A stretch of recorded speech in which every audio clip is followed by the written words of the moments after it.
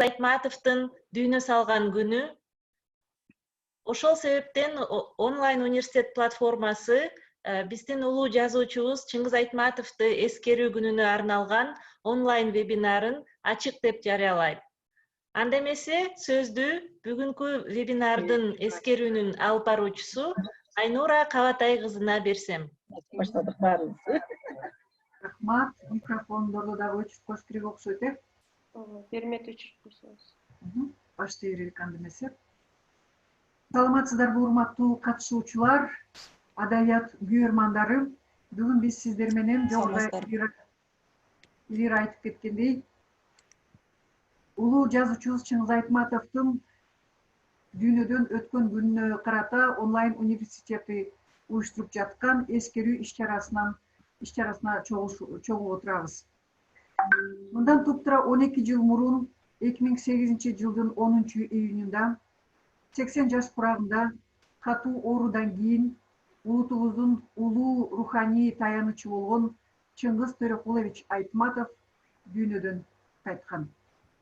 Ушул 12 жылдан бери кыргыз эли менен бирге дүйнөнүн бир катар мамлекеттеринде кыргыз элинин залкар жазуучусуна арнаган иш-чараларды токтоткон эмес. Айтматовдун чыгармалары кайра мезгил өткөн сайын жаңы кырларынан каралып, жаңы изилдөөлөргө каза берсе түгөнбөгөн кенч болуп келатат. Улуу жазуучубузду эскерүү иш-чарасын адабиятчы жана акын Гүлзада Астаналиеванын Айтматовду жоктоо аттуу үрү менен ачсак.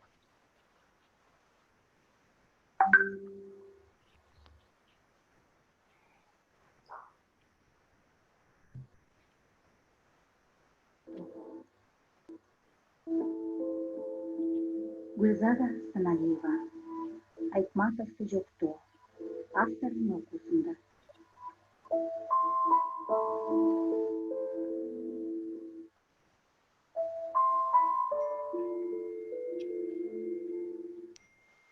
Тоолор ыйлайт, кулак ташы, кулак тийген. Тоолор ыйлайт күңгүрөнү айтып муңун, улуу сөздүн олбойуну устаты жок, улуу журттун карманган туткасы жок. Дүйнө салды кемеңгер уулу, кыргыз ыйларда айтып.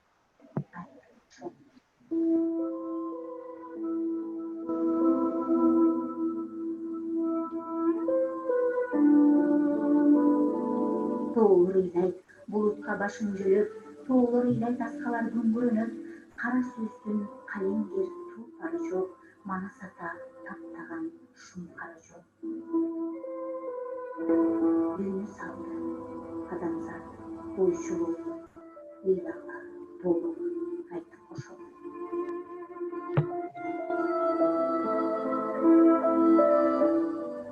Ийил эле калбаттуу зоолорундай, улуу эле кыйырсыз тоолорундай, Жаминадай келиндер жоктогона, толгон айдай энелер ыйлашууда. Даниярдай уулдары улутунуп, Казанбаптай карылар муң башында.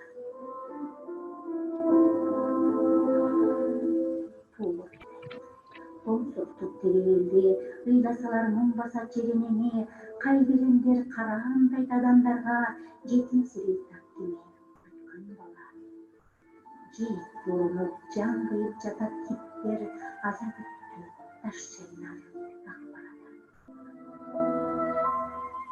Тоолор ыйлайт, тоолорун ыйлагыла, кулаганда тоолордой улуу инсан, акактай бул көз жашты тыйбагыла. Улук түш түйүндөн, коштуу журтун, бөлкүрөөнүн тартылды суулары да, кошоп коштун катарлаш өргө өңөрдө, жан дүлмүктүү асилдей кыздарында. Иручимизин багына бүткүн эле, ала тоону жаңыртып жок тоолорун ыйлагыла.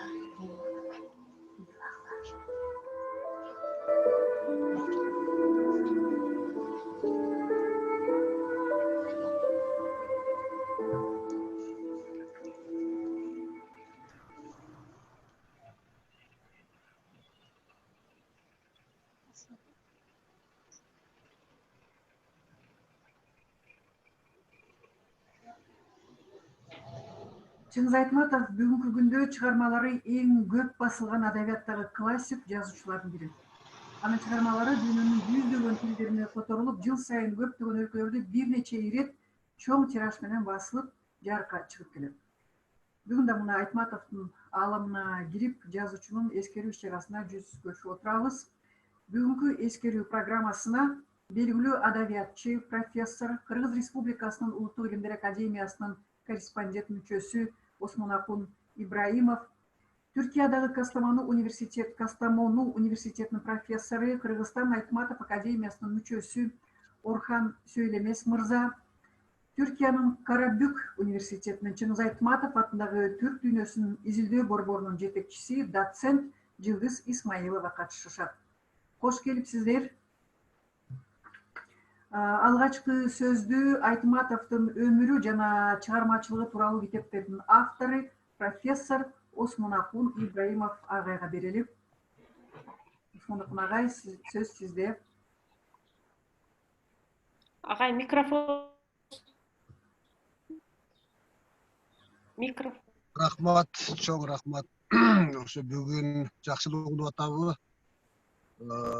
Карамай Нура жакшы угулуп атабы? Жакшы элеби? Жатат агай, угулуп жатат. Мен бүгүнкү Айтматов жөнүндө бүгүнкү сөздү баштаардан мурун бир нерсени айткым келип атат. Ушул күндөрү космосту чыкебиз көп сүйлөшөлү. Ошо космостон мына Илон Маск жасаган SpaceX деген станция, ракета космосту иштей баштагандан бери жер планетасын тегеретип, мында айланып, анан көрсөтүп атат да онлайн режиминде. Анан ошондо мен Чыңгыз Айтматовдун бир сөзү эсиме келип, улам ошону ойлонуп атам да. Биринчиден космостон туруп жер планетасын тегеретип, орбитасында караган өзүнчө кызык нерсе экен, бул биринчи. Экинчи, ошол жердин биздин планетанын ушунчалык ооздугун, ошол эле мезгилде биздин планетанын ушунчалык хрупкий, ушунчалык жардамсыз. Эгерде кимдир бир адам баласы биз планетаны экологиясын бузуп, жердин астынан да үстүнөн дагы байлыктарды топлеме чачырата берсек, отой берсек, азайта берсек, бул жер планетасы деле өзүнүн ресурстарын өткүдөй да. Анын Айтматов жанакы Кассандра тамгасы деген китебинде, романда мынтип айткан жери бар эле. Ушул 18.000 ааламда ушундай бир жер шары, жер планетасы деген кереметти сактап калар бекенбиз. Же ушул деле биз ушундай сулуулукка, ушундай кереметке татыктуубузбу же жокпу деп айткан сөзү эсиме түштү. Анан ошо жанакы орбитадан жер планетасы Кыргызстан үстүнөн да өтүп өттү ошол ракета. Анан ошодо мындай ой келип атат да. Айтматовдун көп эле айткан сөздөрү бүгүнкү күндө чынга чыгып отурат. Айтматовдун экология жөнүндө сөздөрү, Айтматовдун манкуртизм жөнүндөгү сөздөрү, Айтматовдун ошол адам баласынын мына жарып бири-бирибиз үчүн эмес, тынчтык үчүн же болбосо байгерчилик турмуш үчүн эле эмес, ушу жер планетасы үчүн жоопкерчиликтүү экендигибизди эң биринчилерден болуп, абдан сонун образдар менен, өтө терең ойлор менен айтып өткөн Чыңгыз Айтматов болгон эле. Ошондуктан мен ошол бүгүнкү күндө, бүгүнкү эскерүү күнүндө ошол жер планетасын бизге көрсөтүп онлайн режиминде, күн бүркөдө да, күн ачыкта да жерди көрүп, ушунчалык сулуу планетада жашап атканыбызды биринчиден сезип, экинчиден биздин планетанын келечеги кандай, экология эмне менен бүтөт деген сөзгө деген такалдым да. Ошол эле кезде мына бул пандемия, коронавирус деген пандемия бизди көп ойго салды. Муну да айта кетишибиз керек, урматтуу угуучулар, урматтуу коллегалар, себеби бул пандемия, мына ол коронавирус, COVID-19 деп айтып атпайбызбы? Менин оюмча бул баарыбыз үчүн бир чоң эскертүү болду. Бул жалпы адамзат үчүн чоң бир эскертүү. Эгерде бир акылыбызга келбесек, эртерээк эсибизди жыйып, бирибиз үчүн эле эмес, мына жер, Чыңгыз Айтматов айткан ушул 18.000 ааламдагы керемет үчүн жоопкерчилик сезбесек, менин оюмча биздин келечегибиz, адамзаттын келечеги өтө татаал болчудай, мынакей бүт дүйнөдө маска тагынып жүрүшөт. Ошондуктан мен айтайын деген сөзүм мындай, урматтуу жолдоштор. Сөзүмдү узартпайын, башка коллегалар да сүйлөсүн. Менин оюмча Чыңгыз Айтматов азыркы замандагы эң эле көп которулган жазуучу болгонун бирден бир себеби Айтматов биз үчүн, баарыбыз үчүн бир жол көрсөткүчү пайгамбар сыяктуу. Жол көрсөткөн бир акылман, философ, жанакы Филофей деген каарманы бар Тавро Кассандрада. Ошол сыяктуу бир образ, түбөлүк образ болуп калды го деген ой келип атат да мага. Айтматов жөн эле улуу жазуучу эмес.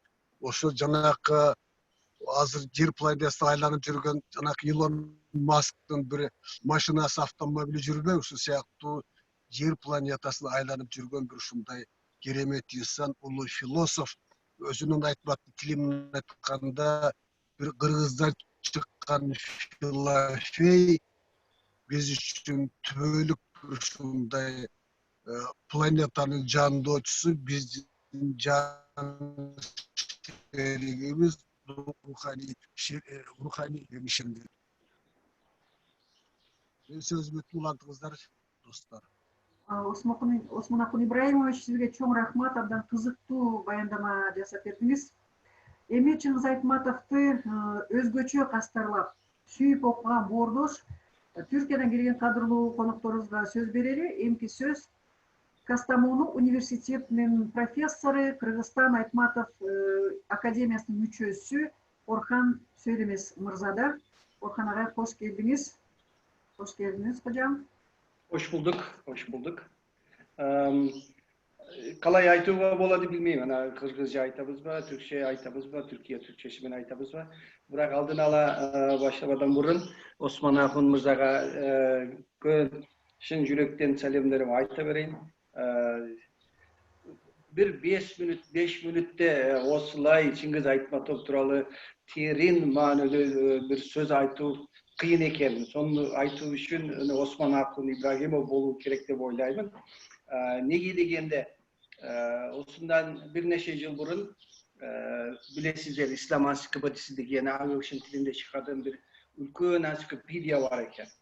Сол олар менен хат жазып, биз 3-чү версиясыны жазамыз Ислам энциклопедиясынын. Сонда Чыңгыз Айтматов тууралуу сиз жазсаңыз боламы? Биз аны изилдеп көргенде сиздин адыңыз чыгып калады. Америкада окудуңуз солай деп. Сонда мен кабылдадым. Чыңгыз Айтматов дегенде менин өмүрүм, академиялык өмүрүм Чыңгыз Айтматов чыгармалары жөнүндө китап окуп, макала жазып, китап жазып солай өткөн экен. Маған қанша 750 сөз бергендер. Сол 750 деген 2 бет жазу. Чыңгыз Айтматов деген үлкөн, Осмон Акун мырзанын айтканынча улуу философ, үлкөн адам тууралуу 2 бетте не айтасыз, не мүмкүн экен. Менің 2 жылда жаздым ғой, 752 бет жазуunu 2 жылда. Мен оларға хат жаздым. Менің 2 жылымды сіз алып қойдыңызшы. Маған 750 бет Чыңгыз Айтматов, оның шығармалары, өмір баяны туралы жаз десеңіз, мүмкін 1 айда жазам. Бірақ 2 бетті жазу менің 2 жылымға алып кетті ғой. Сонда Осмон Акун мырзаға ризалығымды айтамын. Чоң рахмет деп айтамын. 5 мүнөттө сонда Чыңгыз Айтматовдун өмүрдө экен канча терең философиялык бизге маалыматтар жазганын көрдүк кой. Калай узак болочакты көрүп бизе дүйнөдө туратын адамдарга, биз адамдарга кандай жол көстөрүүчүлүк бергенин көрдүк кой. Сонда азыр менин колумда тагы да Осмон Акун мырзанын сол китабы менин колумда турады кой. Вакыт болса ачып окуймун. Сонда көрсөтейин. Sol bәрін бетinde mening астынан шызып оқымаған сөз жоқ қой. Сонда. Чыңгыз Айтматов рахметli менің танышқаным 1989 жылы. 1989 жылы Жылдыз Исмайлова осында отыр. Қанша жаста болған кез білмеймін оны сонда. Жылдыз қаншада болғансыз? 89 жылы. Нью-Йоркта. Сол кезде Совет учурунда Нью-Йоркка келген кезде мен докторант болып университетте Колумбия университетінде оқыған кезімде таныштым. Түркиядан Колумбия университетіне Америка Құрама Штаттарына барғанымда менің есімде Чыңгыз Айтматов, оның өмірі, тағы да шығармалары жөнінде бір диссертация жазған пікірім бар еді. Оның шығармаларының қырғызша Ашым Жақыпбековың тәржіме қылған шығармаларыны бәріні жиып, оларды оқыған кезімде Чыңгыз Айтматовпен таныштым. Сол өте бақытты адаммын деп ойлаймын. Одан кейін сізге бір-екі тағы да несін көрсетейін. Мысал, көрдіңіз бе, көріп тұрыр ма? Ооба, көрініп жатат азыр. Көріп жатады, я сол мен өзім жаш кезімде олмен таныштым деп ойлаймын, көріп отырсың. Сонда Ләйлі ежемен бірге отырып сөйлескеніміз. Ондай қазір бізде ұлы ақын, қазір ақын болып ата Исмайлов, сонда көрінесің. Студенттермен, оқушылармен, олардың қол қойған кезі. Алтынбек Исмайлов менің шәкіртім болғаны. Сонда бірге болғанымыз. Олар қазір бізде не болып жатыр? Бізде естелік болып қалды ғой. Бірақ Құдайға шүкір, біз осы күндерді көрдік қой. Сол біздің үшін өте чоң бақыт деп ойлаймын. Тағы да кімдікі? Ләйлі Үкібаеваның Чыңгыз Айтматовдың әдеби эстетикалық көз қарашы деген кітабы қолымыздан түспейді ғой. Тағы да менің академиялық шығармаларында Чыңгыз Айтматовдың тематикалық зерттеулер, изилдөөлөр деп кітап шыққан. Қанша оқушы, қанша біздің студент келіп, ағай біз Чыңгыз Айтматов шығармалары жөнінде изилдөө жазсақ боламы деп. Оның бір әңгімесіне, бір повестіне, бір романын оқыған адам ойлауға баштайды. Өмір туралы, Осман Акунмырзаның айтқанынша, планеталарды ойлайды, экологияны, Кассандра тамғасында, одан кейін қиямат романы, біз 3 ай болды қияматты көреміз ғой, үйден шыға алмаймыз. Біз түрмеге салғандар сияқты. Түркияда қазір 1 hafta болды, 10 күн болды, бізге рұқсат беріп, сыртқа шығуға болады, неге көшеде жүресіздер. Истанбул деген үлкен қалада түрмеде болдық қой, үйден шыға алмадық. Бірсі күні мен Кастамонуға келдім. Онда азыр тап-таза ауаны, Бишкектей бір таза ауаны Алатаудан келген. Бізде де Ылғаз тауынан келеді ғой. Соны алып тұрамыз, Құдайға шүкір деп айтамыз. Мәселе Чыңгыз Айтматов, оның шығармалары болғанда, мен 5 минут емес, 5 сағатте, 5 күнде, 5 айда болса, 5 жылда болса, Осман Акунмырзамен бірге отырып сөйлессек, бізге жетпейді деп ойлаймын. Сонда осы жоғалышты ұйымдаштырған сіздерге, бізді шақыратын сіздерге өте ризалығымды, чоң рахметімді айтам. Қазір тыңдап отырмын. Тағы да жауапшылық керек болса, сонда жауап береміз. Сізге чоң рахмет тілеймін. Эмир! Болды ма? Рахмет сіздерге. Телефоныңыздарды өчүп қойсыңыздар. Чоң рахмат, Орхан сөйлемес ағай, сізге... Bir minutқа, кімнің? Чыңгыз Айтматовдың Осман Акунмырза біледі ғой. Стихи и легенда деген кітабы шықты ғой. Орыс тілінде. Кім? Çingiz Aytmatov'un kişine balası sonu çıkartkanı Funt arkalı Roza Aytmatova biledi. Sonu men ana okuşularımla birge Türkçe'ye aldardım. Ruhsat berseler onu Türkiye'de çıkartam. Onda 8 legenda var iken olardan 4-5'ine çıkarmalarında kullangan. Bırak 3 olmasa 4'ünü kullanmagan. Meni Askar Aytmatov sol men oturup söyleşken kezimizde men ona sordum ana Çingiz Aytmatov akengizin başlap bitirmegen romanları var mı? Mümkün ol legendalarda kitabında kullanalım dep. Sonda hazır kol yazması kağızlar var mı yok mu onu izleyip turamız. Menin oyunca onlar öte derin manili legendalar. Sonunda sizden bölüşün dep Aynura bir söz sorasam bolo mu, bir söz aytsam bolo mu Orhan Mırzaga? Albatta agay, albatta. Orhan birinciden seni görgөнüm abdan kuvanычтымын. Sen bizdin Türkiye'dagi Kırgızstandın en süyüktü jigitlerinin birisin. Bizdin Türkiye'dagi neformal elçibizsin. Men sağa aytayın degen söz mындай, Orhan Bey. Bu Çingiz Aytmatov legendalarını kotorgonun abdan jakşı boluptur. Öte jakşı nerse. Bирок Çingiz Aytmatov ömrünün akırkı yıllarında balalığım degen bir ukmuşluğuday sonun kitabını çıkardı. Bu al kitapta şu özünün bu Germanya'daki, Almanya'daki dostu, otturmacısına Ozek ayıp bergen eken alıp şonu kitap kılıp çıkardı. Men oylayım bu çıkarma oşol balalığım degen kitap sözsüz otturuluş gerek Türkiye'ga, sebebi bu bizdin balдар üçün öte manilүү kitap. Orhan Bey erde vaktın bolsa, mümkünçülüğün bolsa uşul kitapты da kotorup koy. Men Osman Akun bir ana ol kitap çocukluğum deyip ana Türkiye'de jarık gördü, çıktı. Okudum ben onu. Ya o da Diyalog Avrasya degen ana Yıldız jakşı biledi o. Sonda çıktı. Köp adamlar okudu onu. Onu görgenler, ben de gördüm.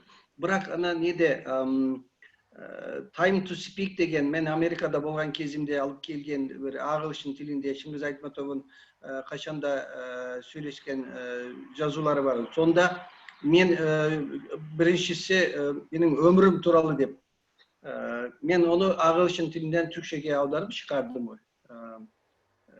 Sonda var. Türkiye'de o kitap çıktı. Hazır legendalarda neden Avrasya Yazarlar Birliği degen Yakup Ömeroğlu bilesizler onun başkanı. O ruhsat soradı. Hazır Roza Aytmatova olmasa onun balası ruhsat berse Türkiye'de çıkadı. Suretler var o. Suretlerge karasanız o suretlerde kim Bişkek'te kimler var eken yıldız sanatçılar var, ressamlar, suretçiler var o. Olarga verseniz olardı öte keremet eken. Öte keremet. Ama uydun duvarlarga sala veresizler. Olar sizde alıp legenda siyahtı başka alemlerge alıp aparadı. Dep oylar. Sağ olunuz. Çok rahmat. Aynura geçiresin. Bizdin webinarda biraz bunday erkinirek formada kılbaylı mı? Tigi Sovetlik Doğruluk Parti Çoğuluş'ta kılbaylı. Men bir sorum, benim Orhan'a da bir sorum var ile. Orhan Bey, senin soraya turgan bir söz, öte manilүү söz. Albatta dünyada Aytmatov'tu öte jakşı gören adamlar, okurmanlar öte köp. Aytmatov çındığında bu Türk dünyasının sıymığı bürok. Türk dünyası ve oşol atap aytkanda Türkiye'de Aytmatov'tun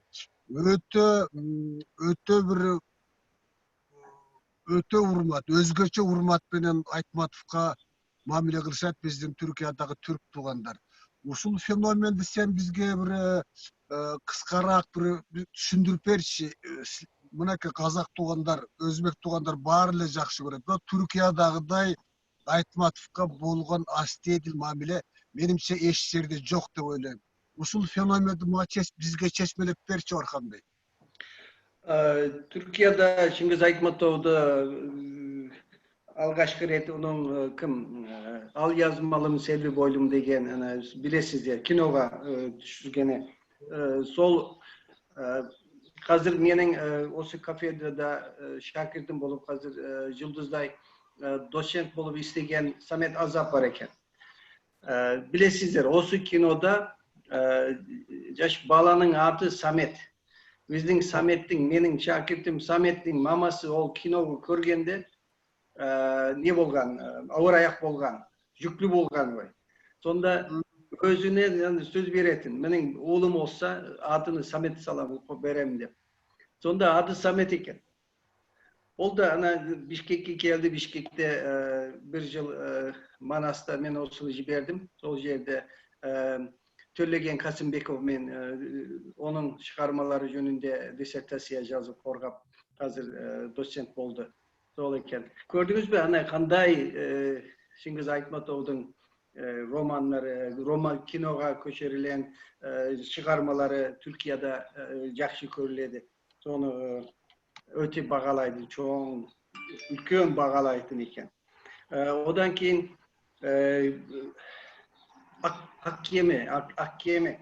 Akkiyemine bir iki yıl burun Bişkek'te üçüncü ne bolganda Issıkköl forumunda biz Issıkköl'e barganda Akkiyemine dedi osunda ben gördüm kanday kuandım aytuga bolma söz jetpedi var.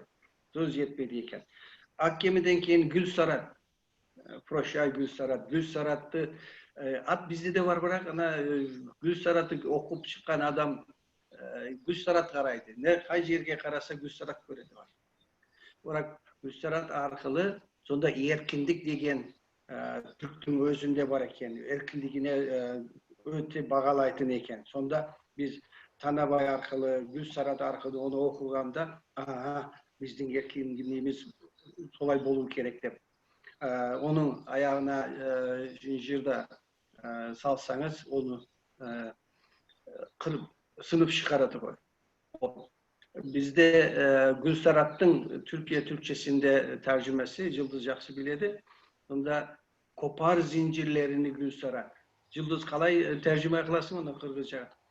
Kopar zincirlerini Gülsarat. Kopar zincirlerini degen zincir Çıncırlarından boş ol. Zincirlerinden boş ol degen. Zincir degen onun adamın kulduk'un simbolikası boladı. Sonda Gülsara bizde kulduk ben kul olmayayım zincirlerimden boşanam deyip sonda bizde ötem haliyken. Odan keyin ana tağı da Kırım karıtar bir gün degen çıkanda bugün ona ultluk ideologiyani yakşı göreten adamlar Türkiye'deki onu görgende mankurt men tanışkanları.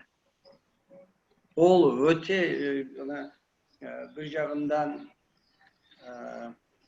nasyonalist oylagan adamlar jakşı görgenler. Odan keyin ultçıllar da Türkiye'de men osunda doklat yazdım bir makala yazganım. Türkiye'de Çingiz Aytmatov'u kalay kabuldaganlar deyip 60. yıllardan başta bugünkü deyin kayıt kitabı çıksa bir günde okunup çıkadı. Öte kımbat bağalaytın eken Aytmatov. O uzun sohbetin bir nesi bolatın eken, teması bolat. Rahmet. Rahmat. Rahmat, чындыгында Чыңгыз Айтматовду Түркия эле абдан кадырлайт, асти мамиле жасайт. Мунун дагы бир далилим Түркиянын Карабük университетинин астында Чыңгыз Айтматов атындагы Түрк дүйнөсүнүн изилдөө борборунун иш алып барганын дагы көрүүгө болот. Азыркы сөз ушул борбордун жетекчиси доцент Жылдыз Исмаиловага берилет. Жылдыз айым, кош келдиңиз. Сөз сизде. Кош булдук. Эң биринчиден ушул күнү сиздер менен бирге ушул жерде катышып турганыма абдан сыймыктанып жатам. биз бираз мурда дагы суроо берилип кетпедиби, Турцияда ушу Чыңгыз Айтматовго аябай башка түрк дүйнөсүндөгү мамлекеттерге караганда Түркия мамлекетинде Чыңгыз Айтматовго абдан көңүл бурулуп, маани берилип келет депчи. Ошондой эле биз мен ушул Турцияга келип иштегениме 5 жыл, 6 жыл болду.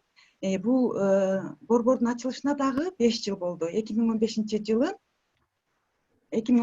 жылы ачылган болчу борбор.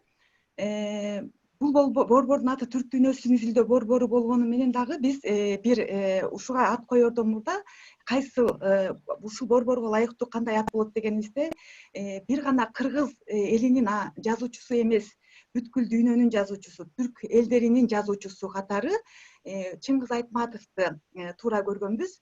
Бир экинчиси да өзүм дагы ошол жерде кыргыздын кызы катары, ушул борбордун түзүүчүсү катары же Манастын атын, же болбосо кыргыз Чыңгыз Айтматовдун атын деп ойлогон болчубуз. Ошондон улам биз бул Манас дагы, Чыңгыз Айтматов дагы кыргыз элин дүйнөгө тааныткан эки чоң биздин эки улуу байлыгыбыз, мурасыбыз деп айтсам болот. Мисалы деген бир бала, жаңы бала төрөлгөнүндө биринчи ага бир күбөлүк берилет. Ал күбөлүк биздин кыргыз элинин Манас дастаны болуп эсептелинет. Ал ошо Манас дастаны менен, ошо күбөлүк катары биз анын жан дүйнөбүз менен ошол менен жашайбыз. Экинчиси болсо бизди кыргыз элин дүйнөгө тааныткан Чыңгыз Айтматов болот. Бир бала чоңойгонунда, 18 жашка чыкканында ага ошо дүйнөнү кыдырсын, эки жак бир жака чыксын деп паспорт берилет. Ошол паспорттагы биздин Чыңгыз Айтматов болуп эсептелинет деп ойлойм. Ошол Чыңгыз Айтматовду паспорт катары биз, мисалы Чыңгыз Айтматов дегенибизде бизди бир кыргыз катары, бир Манас, баардыгын бизди эл ошо менен тааныйт. Ошентип Чыңгыз Айтматовдун атын дагы биз бул Карабүк университетинде борборубузга койдук. Бул борбордун максаты негизинен мен азыр ачайын. Мен слайд көргөзөйүн деп ойлогон болчумун да, азыр демонстрация экрана кылсаңыз. Yıldız en altta share screen yazıyor ya, oradan paylaşacaksın. En altta, ortada bak, yeşil bir şey var. Share screen diyor. Orada. Sesini aç, sesini Yıldız. Ekran göründü Yıldız. Бирок Yıldız sesini aç şimdi, mikrofonu aç. Mikrofon өзүң согулбай калды Yıldız. Эми oldu.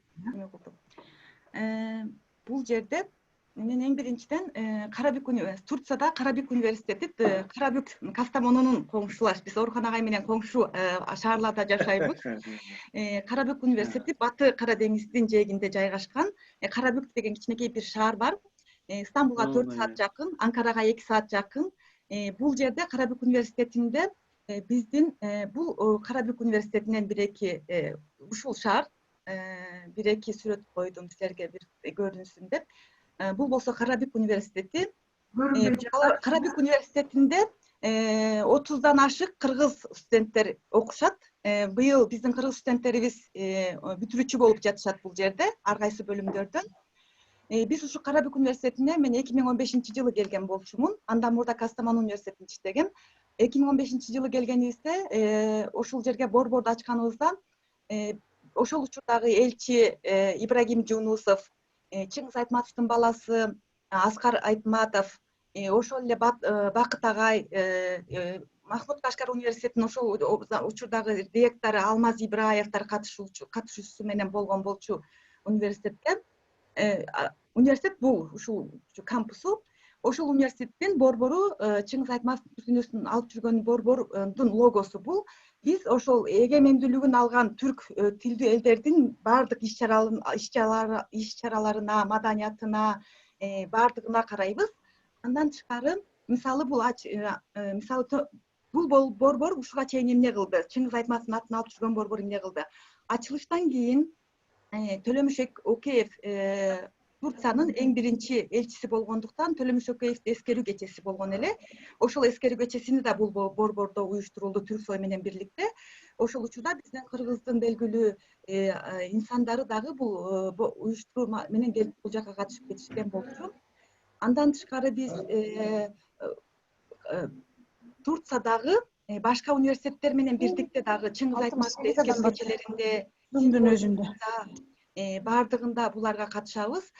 Бурсада болуп өткөн улуу жазуучу Чыңгыз Айтматов Түрк дүйнөсүнүн деген бир мамлекеттер арасы симпозиум конференцияда уюштурган болчубуз. Ошол жерге ал Чыңгыз Айтматовдун сүрөттөрүн коюп, көргөзмөлөрүн, чыгармаларын баарын ошол жерде алып барган болчубуз. Бул ошол эле Чыңгыз Айтматовду таанытып жаткан учурубузда ушул жерде окуган кыргыз студенттер менен бирге биз кыргыз элинин маданиятын, кыргыз элинин каада салтын дагы көргөзүп келебиз. Бул ошо ачылыштардан бир бул кыскача сүрөттөрдү койгон болчумун. Биз бир жөн гана мисалы Орхан агайыбыз да бул жерде айтып кетти. Турцияда Чыңгыз Айтматовго аябай көңүл бөлүшөт. Жөнөкөй студенттерин гана эмес, университетте гана эмес, жөнөкөй эл дагы Чыңгыз Айтматовду таанышат. Чыңгыз Айтматовдун китептерин окуганда ошону талкуулашат. Ошондо биз мен эң негизги бул жердеги максатым Чыңгыз Айтматовду мисалы изилдеген билим адамдары бар, университеттерде изилдөөлөр жүргүзүп атат, көптөгөн китептери которулду, булардын үстүндө изилдөөлөр жүрүп жатат. Менин негизги максатым дагы көбүрөөк көңүл бурганым жөнөкөй калк менен дагы көп байланышка чыкмак. Калкка кыргыз элин дагы ошол Чыңгыз Айтматовдун аркасында кыргыз элин дагы таанытуу. Экинчиден, ошол көбүнчө биз мектептерде, лицейлерде, колледждерде Чыңгыз Айтматовдун туулган күнү болгонунда, Чыңгыз Айтматовдун эскерүү кечелеринде уюштурабыз. Бул жерде ошо мектептин окуучулары алдын ала бир театрларды уюштурушуп, ошо театрларда уюштургандан кийин ошону театрлаштырып коюшат. Ошого биздин кыргыз студенттер дагы көмөк көрсөтүп, кыргыз элинин маданиятын дагы тааныткан болобуз. Жакын арада, мисалы, быйыл эле уюштуруп кеткен иш-чараларыбыздардан бири дагы кыргыз өнөрүнүн өчпөс жылдыздары Сүймөнкул Чокморов менен Таттыбүй Турсунбаеванын эскерүү кечесин өткөздүк. Бул эскерүү кечесине ошо Кыргызстандан Нуржигит агай, Таттыбүй Турсунбаеванын байкеси, туугандары келди, катышып ушул жерде. Биз бул жерде Чыңгыз Айтматовдун Кызыл алма экөөнүн тартылган, ошол кинодо тартылган оюнчу болуп тартылган Кызыл алма киносун түрк тилинде которуп окуучуларга, элге сундук. Аны менен бирге эле эң негизгиси, мен дагы ушул жанагы суроого да жооп берген сыяктуу болуп кетем ошондо. Бул жерде Анадолу мектептери деген бир курум бар. Ошол Анадолу мектептери деген бир фонддун жетекчиси бардык ушул 81 шаардын мектеп окуучуларынан баштап, окуганды билгенден баштап, бүтүн бардык окуучуларына, мектеп окуучуларына жылдарды бөлүп коюп китеп окутканды үйрөтөт дагы. Чыңгыз Айтматовдун 90 жылдыгына карата бир жыл катары, Чыңгыз Айтматовдун 90 жылдыгына карата бүтүн бардык мектептерде, бардык 81 шаарда ушу Чыңгыз Айтматовдун окутуу бир проектисин жүргүзүшкөн. Жана ошол жерде окуучулар 6 класстан, 5 класстан баштап 11-12 класска чейинки окуучулардын баардыгы буга катышып, өздөрүнүн Чыңгыз Айтматовдун баардык китебин сүйүү менен окушуп, өздөрү ошол китептер боюнча эмелерди жасашат. Элге кайрадан ошону таанытуу жасашкан болчу. Ушундай иш-чаралар өткөзүлөт. Бул мисалы биздин борбордон бир көрүнтү катары, биз азырынча университетке көп кетпей жатабыз. Эскиден алынган бир көрүнтү катары Чыңгыз Айтматов борборунун бир көрүнтү болуп ойлодум. Ошондой эле биз кыргыз элинин маданиятын, үрп адатын, биздин өзүбүздүн каада салттарыбызды дагы ушул Карабük университетинде окуган студенттер менен таанытканга аракет кылып келебиз. Ошолдордо мисалы биздин студенттер өзүбүзгө тиешелүү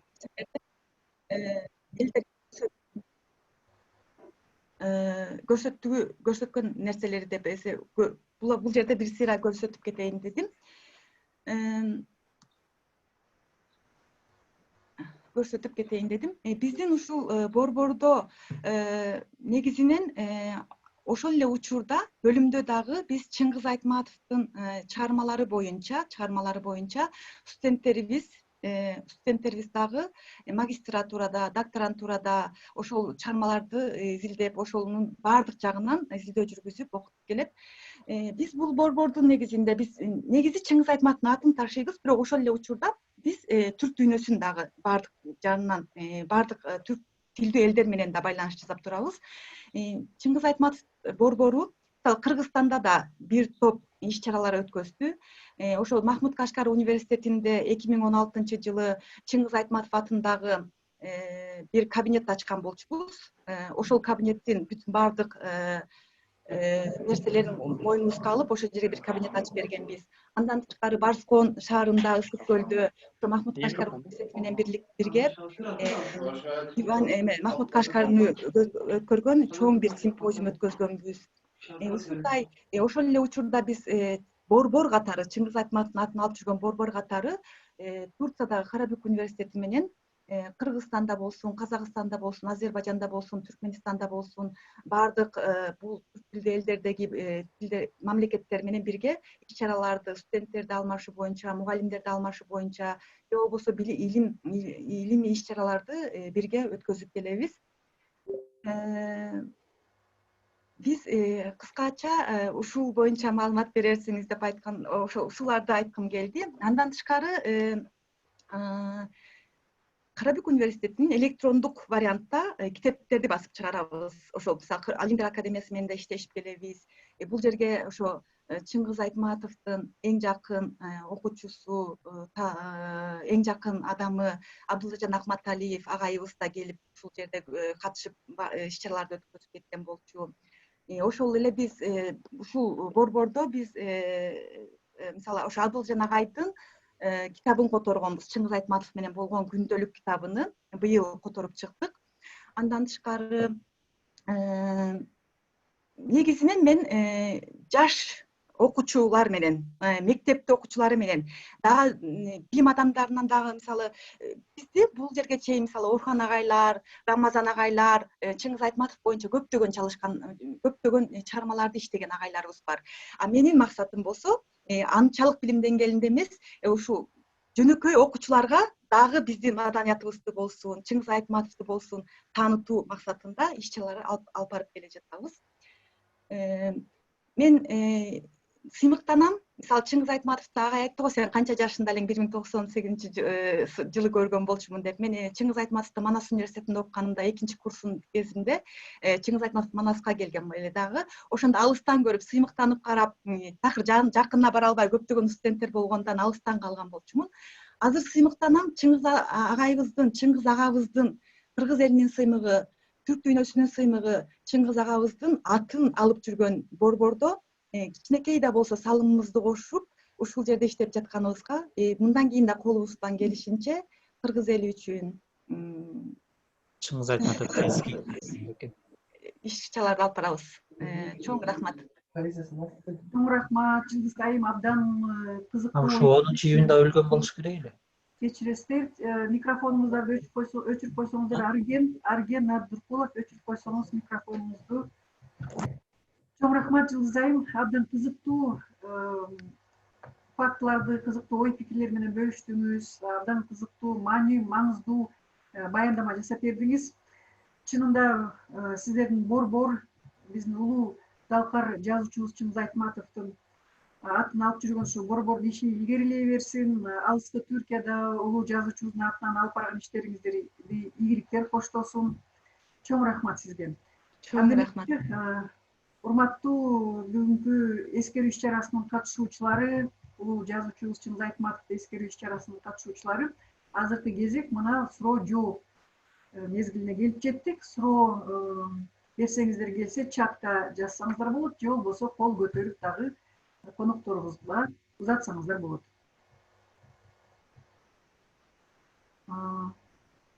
Анда эмесе изилдөөчүлөргө деп бул жерге чатта келген бир суроону окусам экранда изилдөөчүлөргө.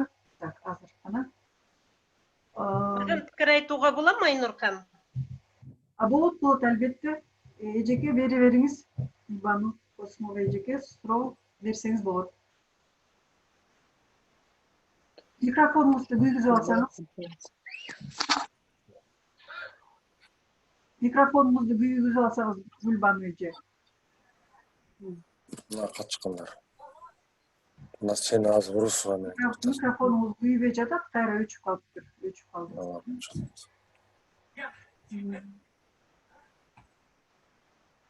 Тилекке каршы угулбай атат. Видеом көрсөтөт го. Микрофонуңузду күйгүзүп алсаңыз, анда микрофонуңузду күйгүзгөнгө чейин башкаларга мүмкүнчүлүк берип турсак, Калоочулар барбы? Же чатта келген суроолордон узатсак, анда Даусым косулду ма, Айнур ханым? Ачылды, эми ачылды. Саламатсыздар ма? Онлайн конференцияны уюмдаштыруучулар, саламатсыз ба? Орхан би, саламатсыз ба? Осман Акун мырза, бирок о киши чыгып кетти ғой деймин. Мени шақырған бұл онлайн конференцияға, вебинарға шақырған Ыстықкөл университетінің доценті Назира ханым болатын. Ол кісіге үлкен рахмет. Шыңғыс Айтматов туралы бәрімізде айтуымыз керек. Ең маңызды нәрселерді айтуымыз керек. Шыңғыс Айтматов өлгенменен оның шығармалары өлген жоқ, сөзі өлген жоқ. Қазақ бауырлары Қазақстанда Шыңғыс Айтматовты кеңінен оқытады. Мен Шыңғыс Айтматовтың мысалы Ақ кеме, Қошгүл сара деген басқа да шығармаларын қазақ мектебіне арналған оқулықтарда беріп жүрмін. Мен оқулықтың авторы ретінде сөйлеп отырмын. Енді Шыңғыс Айтматовтың ең күрделі шығармасы философиялық шығарма Кассандра таңбасын міне өзге тілді мектептерге көрініп тұрма, өзге тілді мектептерге арналған, яғни қазақ тілінде өтпейтін, орыс тілінде, басқа тілдерде жүргізілетін мектептерге арналған 8-ші класс оқулығында бердім. Бірнеше бетке Кассандра таңбасынан үзінді бердік. Ол бағдарламаға салынды, бағдарлама бойынша жасалады оқулықтар. Кассандра таңбасы жайында көптеген пікірлер болды. Бұл өте қиын шығарма, философиялық шығарма, оқушылар оны қабылдай ала ма, ол қиын болмай ма деген әңгімелер айтылды. Бірақ мен бұл шығарманы қайта оқып шығып, мен бұны бағалап шықтым. Негізгі мәселе мұндағы адамзаттың жойылып кетуіне табиғат кінәлі болмайды, адамның өзі кінәлі болады деген идея. Бұны оқушылар білу керек. Яғни жаһандық энергетикалық дағдарыс деген тақырып болды. Жаһандық энергетикалық дағдарыс. Сол дағдарысқа шығарма, бірден бір шығарма осы Шыңғыс Айтматовтың Кассандра таңбасы болды. Басқа өзге шығармалар жоқ екен. Сондықтан біз Шыңғыс Айтматовты мектепте оқулыққа беріп оқытып жатырмыз. Біздің үлкен сүйіспеншілігіміз, Шыңғыс Айтматовқа деген махаббатымыз осында.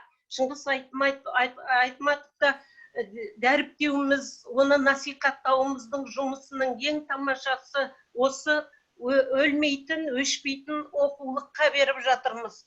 Енді әрине Қызыл орамалды қыз деп аталатын шығармасы бізде спектакль театрларда, балалар және жасөспірімдер театрында үнемі қойылады. Біз студенттерді алып барамыз. Мен Абай атындағы Қазақ ұлттық педагогикалық университетінің профессорымын,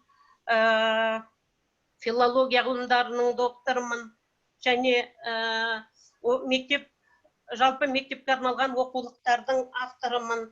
Міне осы жөнінде айтқым келеді. Сіздер тамаша вебинар, онлайн вебинар өткізіп жатырсыздар. Үлкен рахмет. Сизге да чоң рахмат. Албетте казак эл дагы биздин улуу жазуучубузду кадырлап кастарлайт. Муну билесиздер, бул бизди абдан кубандырат, сыймыктандырат. Чоң рахмат. Рахмет. Жасап жатасыздар.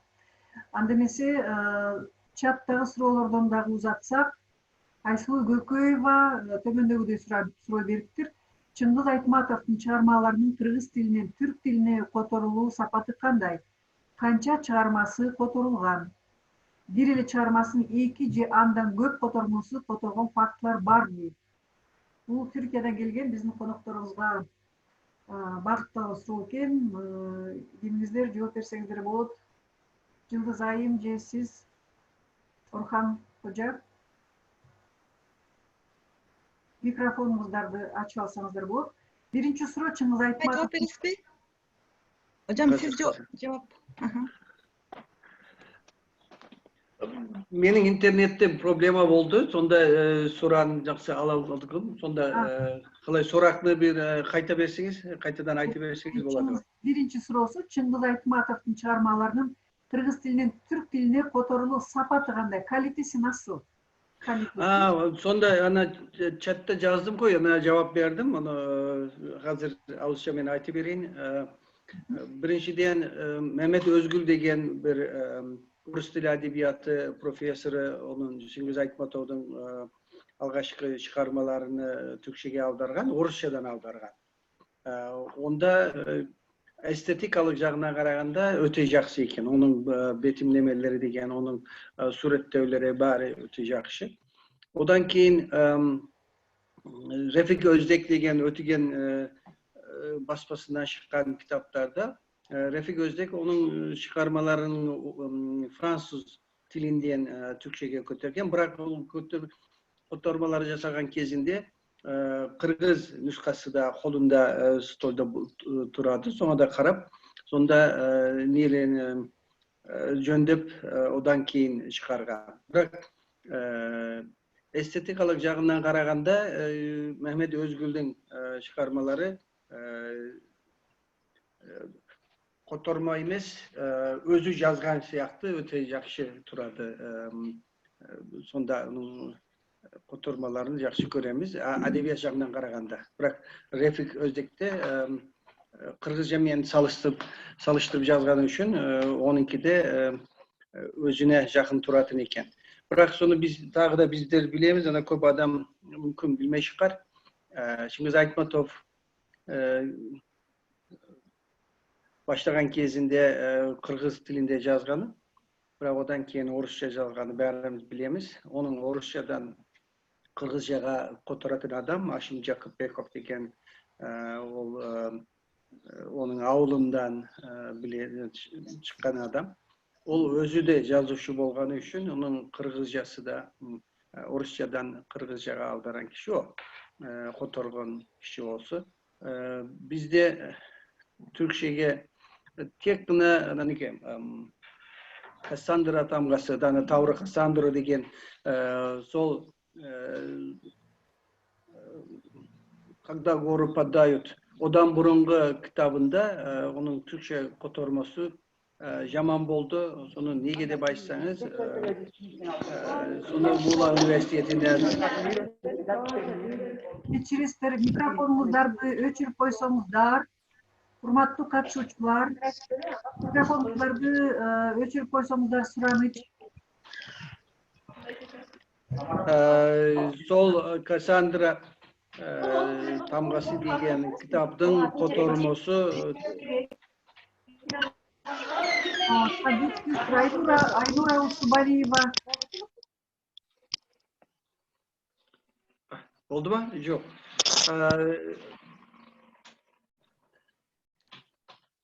Kassandra tamgası. Aynura Kabatay kız деген эмес? Aynura seninki de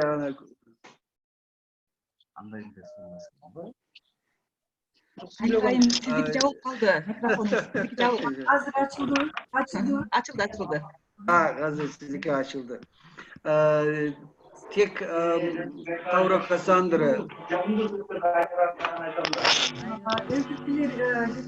Sizin mikrofonуңуздарды өчүрүп койсоңуздар. Эми өчүрүштү окшойт. Ya. Барсаңыз болот. Кассандра тамгасы түркчөгө которгондо сону эч ким окуй алмады. Онун неси котормосу жакшы болмаган. Бирок одан кийин Өтүкен басмаканасы китапты мага жиберип, менде орусча нускасы болганда, сонда кээ бир жерлерин жөндөдүм, бирок мен өзүм жазуучу болмаганы үчүн сон не болмаган. Академиялык таржымасы котормосу болду, бирок эстетикалык жагынан бул не болгон, жаман болду, ана нашар болду.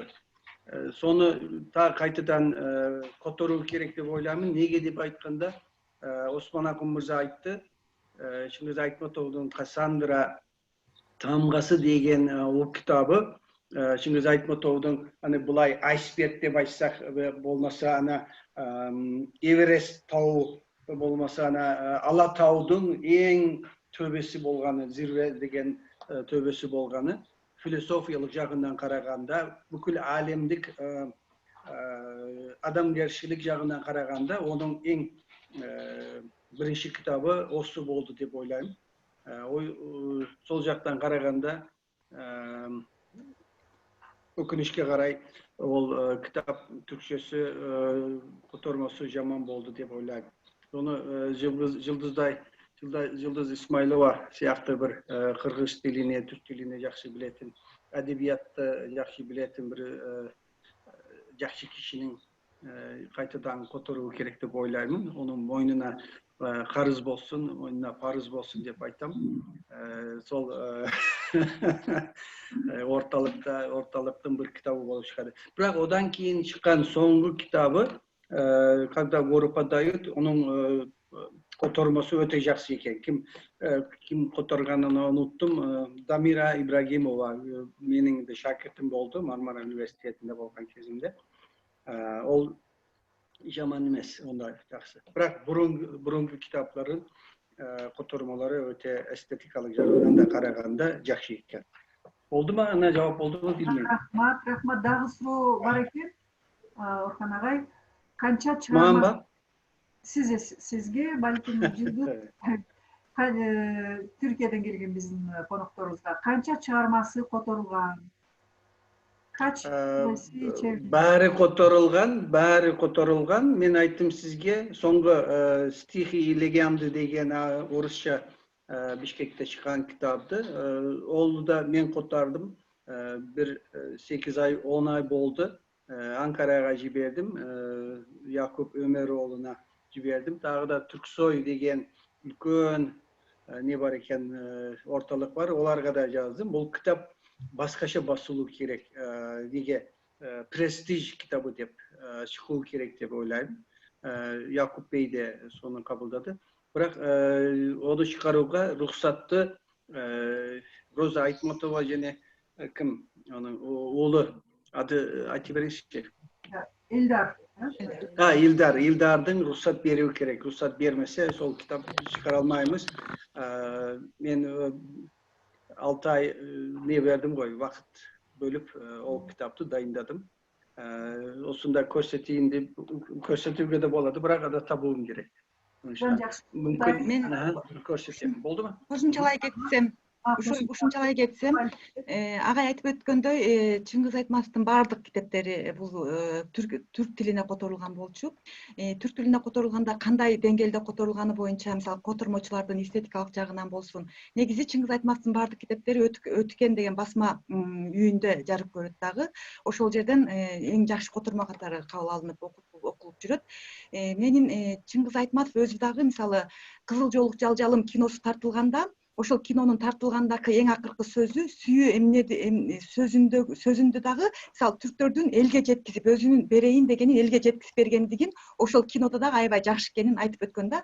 Мисалы Ак баранын көз жашы китеби которулмосундагы темасында мисалы түрктөрдө диши курттун дүрыялары деп которулган, эң мисалы мааниси катары негизги ичиндеги ой пикирди бере турган таасирленде турган чыгармалар которулгандыгын өзү дагы айткан экен деп көп камбыттым. Калыс Не. микрофонуңуздарды өчүрүп койсоңуздар, өтүнүч. Тоскоол болуп жатат. Дагы бир суроо экен, бир эле чыгармасынын 2 же андан көп котормочу которгон фактылар барбы дейт. Кызыгып жатышат. Türkiye'de. Ben bilmiyorum. Hocam siz biliyor musunuz? Bir eseri 2 defa çevrildi mi 2 yazar çevirmen tarafından?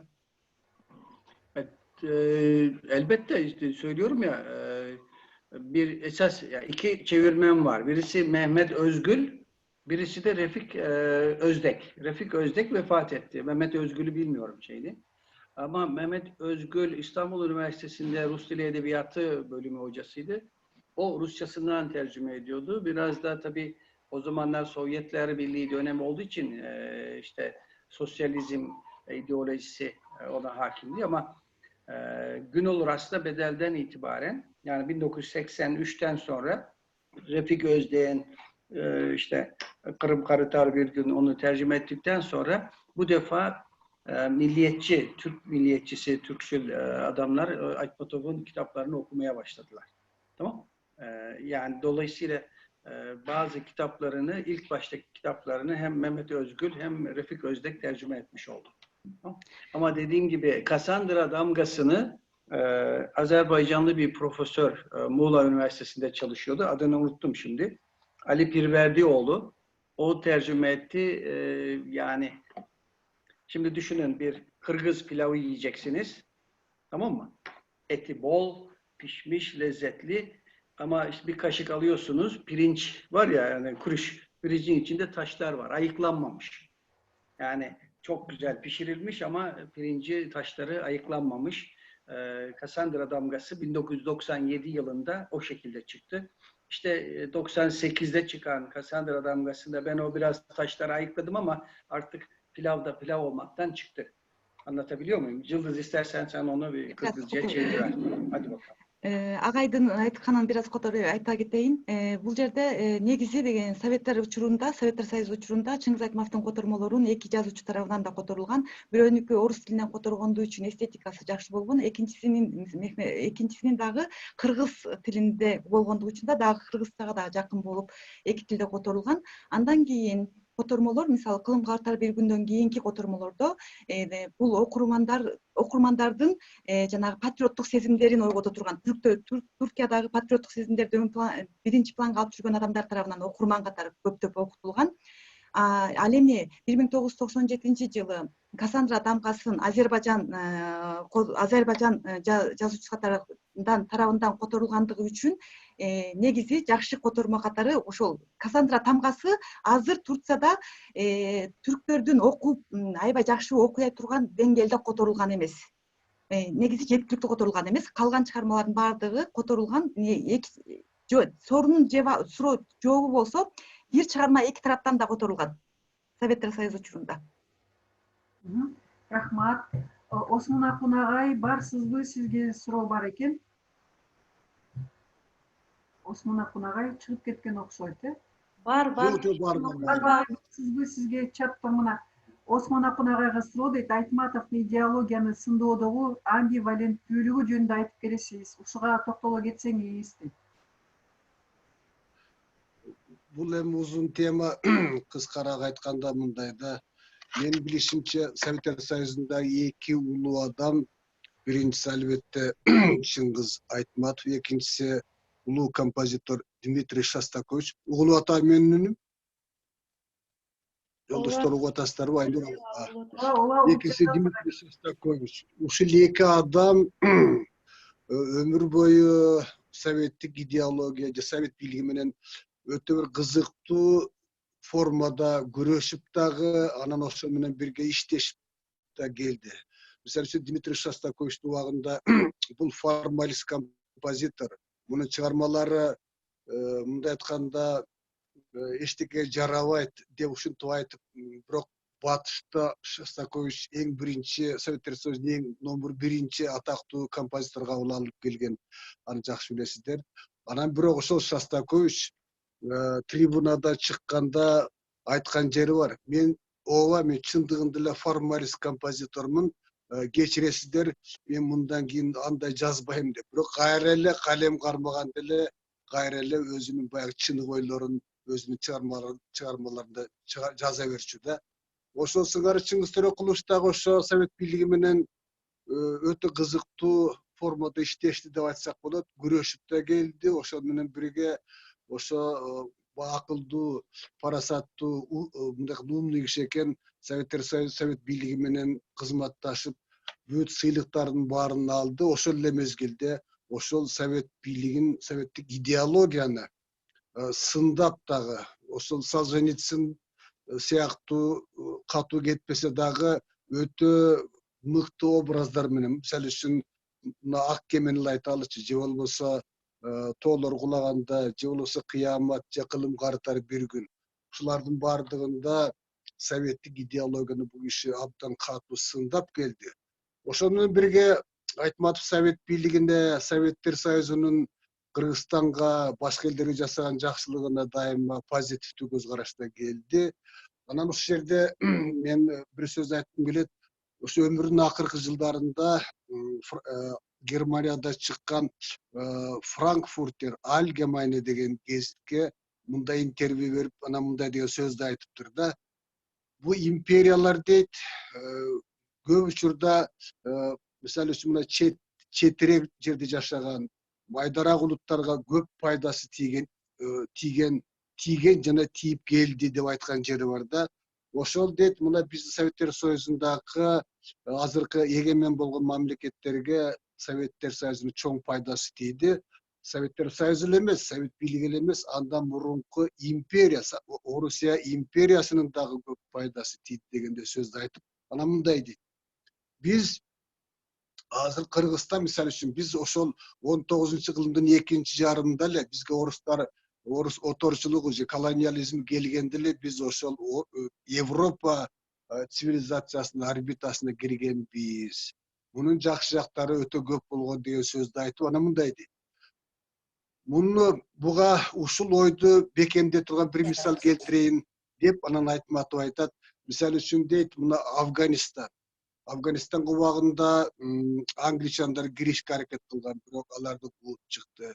Кийин Советтер Союзу кирип өзүнүн бийлигин орнотоюн деди эле, ал ишке ашкан жок. Андан кийин америкалыктар келди, бул да ишке ашкан жок. Мынакей дейт, ушул күнгө чейин Афганистан варвар мамлекет катары келатат деген сөзү бар да. Анан акырында айта турган бир сөз, дагы сөз тийбей калышы мүмкүн. Мен бир сөз айтайын деп атам, урматтуу катышуучулар, угуучулар. Мен жана Айтматов айткан космостон төмөн түшкүм келбей атат. Анан ошо бир сөз мени бир нерсе менен абдан катуу толкундатып жүрөт, ошол сиздер менен бөлүшкүм келип атат. Азыр жана мен айткан Илон Масктын ракетасы бара-бара Марска чейин жетем деп атат, бирок айга барып, ал жерге станция куруш азыр чоң проблема эмес чындыгында, бүгүнкү технологияда. Мени толкундаткан нерсе мындай болуп атат да. Жерди болсо отоп бүттүк, астындагы үстүндө отоп атабыз. Анан эми мени коркуткан, мени чочуткан жана мага жакпаган нерсе, эми айга барып, мынакей биз ай толук турган кезде айды карап алып, жыргап, улутунуп, бири-бирин сүйгөн жаштар, же болбосо айды карап биз ар кандай романтикалык ойго кетебиз. Эми ошол айды дагы барып, пайдалуу кендерин алып, ошол жерден завод куруп, ошо айды дагы тымтыракайын чыгарып бузгусу келип атат да адамдар бүгүнкү күндө. Мени чочуткан нерсе ушул. Жок деген ошо айды аман-эсен калтырса болот эле, ошол жерде барып тополоң чыгарып, шахталарды куруп, заводду курайын деп атат. Бул дале болсо Айтматовдун темасы, бул дале болсо Айтматов айтып кеткен чоң эскертүүлөрдүн бири, кайталап айткым келет. Мына бул коронавирус ошол бизге болгон бир эскертүү. Муну түшүнсөк, адам баласы түшүнсө, анда биз бир аз тормозду басып, бир аз токтойбуз. Мына жер деген, бизди курчап турган жер суу деген, мөңгүлөр, дарыя, деңиздерди сакташ керек деп ойлонобуз. Же болбосо ушу боюнча жанакы рельс менен катуу кетип бараткан поезд сыяктуу кете беребиз да бир күнү катастрофага учурашыбыз мүмкүн. Муну жанагы Кассандра Тамгасы кийинки тоолор кулаганда деген романдарда Айтматов ушуну абдан жакшы айтып кеткен. Анан бир сөзү бар. Адамдар этият болгула, жерибизди сактайлы, планетаны сактайлы. Ушундай 18 миң ааламда ушундай бир кереметти сакташка күчүбүз жетеби? Же муну отоп, жок кылып, тытып, бүлдүрүп тынабызбы деген сөзү мен ошо дагы эстеп атам. Ошо эми айды жегеле калды окшойт, айды да талкала калды окшойт. Мына ушул кайталап айтам, Айтматовдун бир чоң темасы деп ойлойм. Бизге калтырып кеткен осуяты. Рахмат. Рахмат агай. Дагы бир чатка келген суроолордон изилдөөчүлөргө жалпы суроо дейт. Айтматовдун өмүр чыгармачылыгын изилдөөдө жазуучунун кесиптештери, туугандары, жердештери, тааныштардан ооз-эки баяндарды топтоо иштери колго алынып жатабы дейт. Осмон Акын агай, балким сиз жооп бересиз. Бул суроого мен жооп берип коеюн. Урматтуу катышуучулар, Айтматовдун өмүрү, чыгармачылыгы жөнүндө документтер, кино, аудио материалдар өтө көп. Жазып атат, айтып атышат. Бирок эскерте кете тургандай бир нерсе, тилекке каршы азыр Айтматов менен ушундай шилекке алышып дос болгондор, оюн колтук алышып жүргөндөр өтө көп болуп кетти. Эми алар текшерүүгө мүмкүн эмес, баары эле дос болгон экен, баары эле сырдаш болгон экен. Анан эми ушул сыяктуу нерселер көп болуп атат. Бирок кайталап айтайын, Айтматовдун турмушу жөнүндөгү кино, фото, архивдик материалдар өтө көп. Кудайга шүгүр, биздин элибиз ошо ар кандай формада айтып, элге жеткирип, Айтматовдун эстелигин, Айтматовдун урматын эч бир унуткан жок. Рахмат дешибиз керек. Мен мына 90 жылдыгы байка биздин Атамбаев президентибиздин убагында 90 жылдык өтпөдүбү?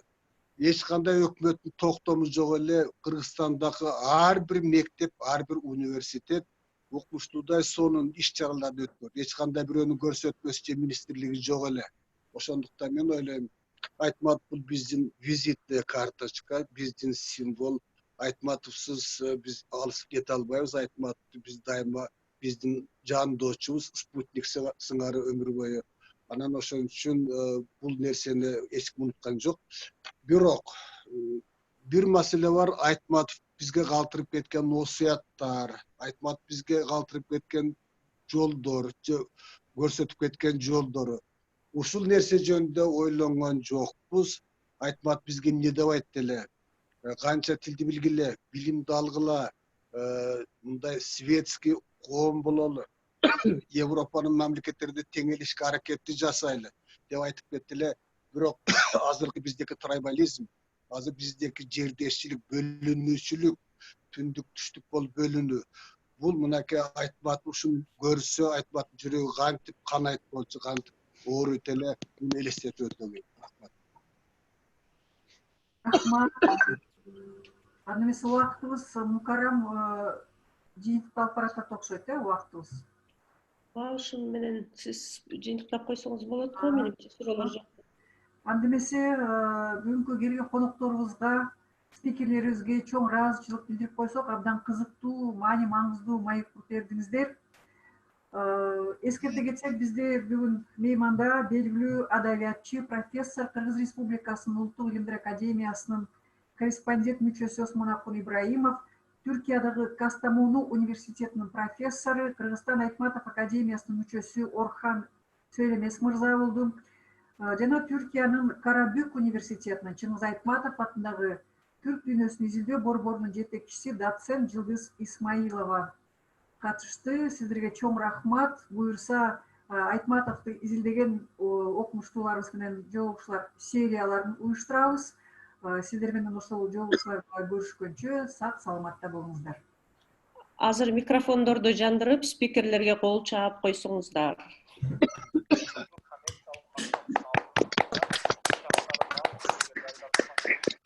Уюштуруучуларга чоң рахмет айтамыз. Ризалыгыбызды билдиребиз.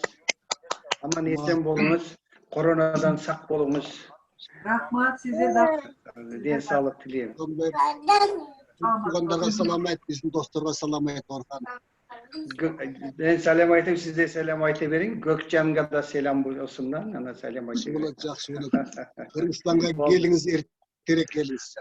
Kırgızistan ana Manas bizi kabuldamaydı. Ana tағы da жақсырақ адамдар бар екен. Олар kabıldaydı. Терең ыраазычылык силерге билдиребиз. Чоң рахмат. Рахмет сиздерге. Рахмат Sağ силерге. болыңыз. Görüşкенше. Баарыңыздарга ийгилик каалайм. Рахмет. Рахмат эле дырысыңарга рахмат. Рахмат. Кубанычтабыз. Саламатты болуңуздар. Айнура сага чоң рахмат. Айнура сага чоң рахмат. Сизге дагы чоң рахмат барыңыздарга. Мукарам.